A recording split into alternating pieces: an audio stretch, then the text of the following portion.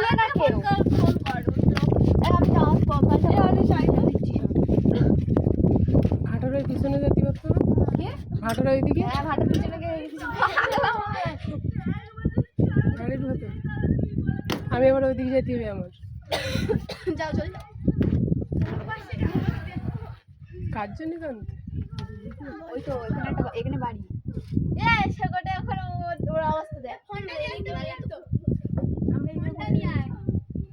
ফোনটা দাও তো